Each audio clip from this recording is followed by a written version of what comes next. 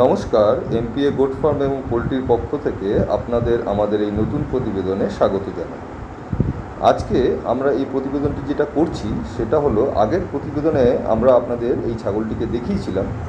এই ছাগলটি অতিরিক্ত গরমের ফলে ওর ঘাড় বেঁকে যায়, উঠতে পারে না, চড়তে পারে না।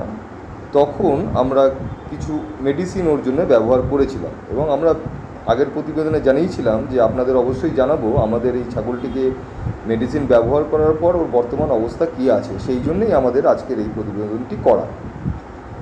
আপনারা আগের প্রতিবেদনে দেখেছিলেন যে আমরা ওকে নিউরোকাইন এক্সেল, মাইফেক্স এবং ফসফরাস ইঞ্জেকশন প্রয়োগ করেছিলাম একদিন অন্তর অন্তর 3 দিন।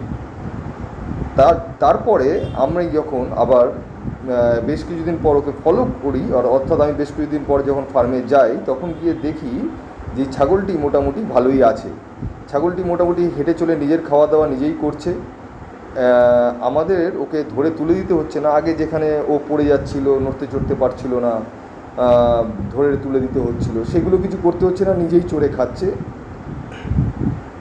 আর তবে একটা জিনিস, সেটা হচ্ছে ওর সেই সময়ও পায়ে একটা প্রবলেম ছিল, বা পাটার ঠিক এই পাটাতে ওর একটা প্রবলেম ছিল। এখনও ওই প্রবলেমটা রয়ে গেছে। নতুবা অন্যান্য দিক থেকে যে ঘাড় ব্যাকা ফর ব্যাকা যে সমস্ত প্রবলেমগুলো ছিল সেগুলো আর আমাদের এখানে দেখতে পাচ্ছি না।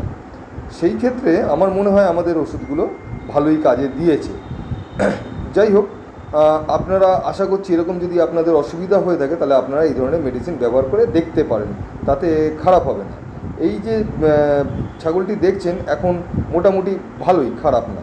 আপনাদের কীরকম মনে হলো আমাদের প্রতিবেদন অবশ্যই জানাবেন, লাইক কমেন্টস অবশ্যই করবেন এবং সাবস্ক্রাইব অবশ্যই করবেন, আমাদের সাথে অবশ্যই থাকবেন। আগামী দিনে আমরা আমাদের থেকে আরও নতুন প্রতিবেদন আপনাদের কাছে পরিবেশন করব। ধন্যবাদ আপনাদের সবাইকে।